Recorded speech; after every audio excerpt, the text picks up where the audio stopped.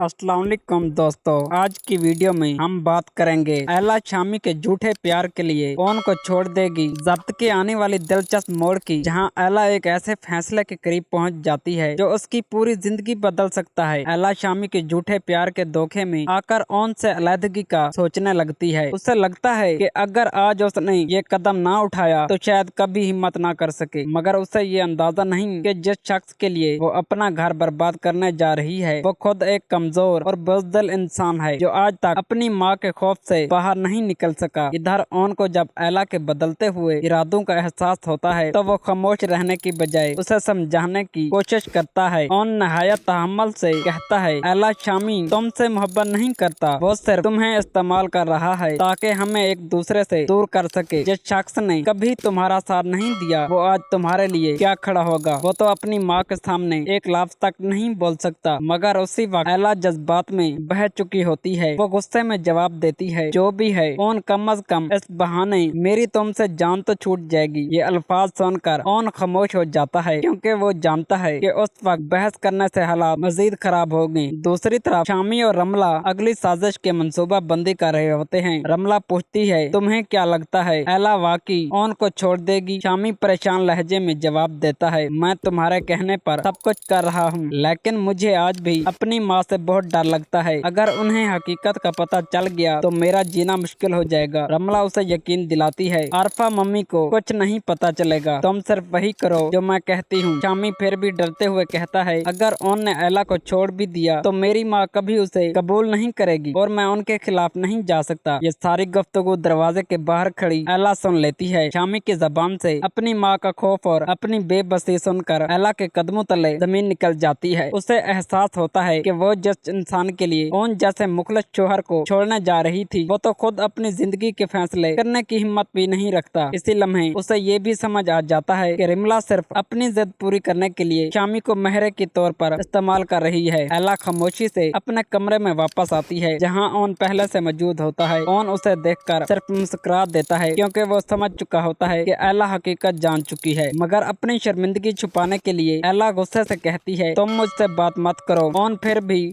खामोश रहता है। इधर शामी अपनी जिद से बाज नहीं आता। वो एला से राब्ता करने की कोशिश करता है लेकिन एला उसे ब्लॉक कर चुकी होती है। उसी के बावजूद शामी चोरी छुपे एला के कमरे में दाखिल हो जाता है। वो उसका हाथ पकड़कर कहता है, ज्यादा मत सोचो, आज ही फैसला करना होगा। अगर आज तुमने ओन को नहीं छोड़ा तो फिर कभी मेरे लिए खड़ी न हो सकोगी। इसी दौरान ओन भी वहीं पहुंच जाता है लेकिन वो खामोश रहता है क्योंकि वो चाहता है कि हकीकत सबके सामने आ जाए। एन उसी वक्त साकिब साहब भी कमरे में दाखिल होते हैं। अपने भतीजे शामी को अपनी बेटी के कमरे में देखकर उनका गुस्सा आसमान पर पहुंच जाता है। वो बगैर कुछ सोचे समझे शामी का गिरबान पकड़ लेते हैं और एक जोरदार थप्पड़ मार देते हैं। गुस्से में कहते हैं, तुम्हारी हिम्मत कैसे हुई मेरी बेटी के कमरे में आने की? इसका पीछा क्यों नहीं छोड़ते? वो शामी को देखकर कमरे से बाहर निकाल देते हैं। बाद में साकिब साहब एला से भी सख्त नाराज होते हैं लेकिन ओन निहायत नरमी से कहते हैं, चचा जान, एला कोई गलत कदम नहीं उठाने वाली, वो सिर्फ दूसरों की बातों में आ गई थी। साकिब साहब के जाने के बाद एला मुकम्मल तौर पर टूट चुकी होती है। ओन उसके पास बैठकर मोहब्बत से कहता है, एला जिंदगी ने तुम्हें एक और मौका दिया है, उससे जाया मत करो। अपनी तालीम मुकम्मल करो, अपने ख्वाब पूरे करो और ऐसा कोई फैसला मत करना जिस पर पूरी जिंदगी पछताना पड़े। उनकी ये बातें एला के दिल पर गहरा असर छोड़ती हैं। वो फैसला कर लेती है कि अब वो किसी के बहकावे में नहीं आएगी। वो अपनी तालीम, अपने मुस्तकबिल और अपनी नई जिंदगी पर तवज्जो देगी। लेकिन कहानी अभी खत्म नहीं हुई। अब सवाल ये है कि क्या एला बाकी ओन के बेलौस मोहब्बत को पहचान पाएगी? क्या शामी और रमला अपनी बेइज्जती का बदला लेने के लिए कोई नई साजिश करेंगे? क्या रमला को कभी एहसास होगा कि वो जिस रास्ते पर चल रही है वो न सिर्फ गलत है बल्कि उससे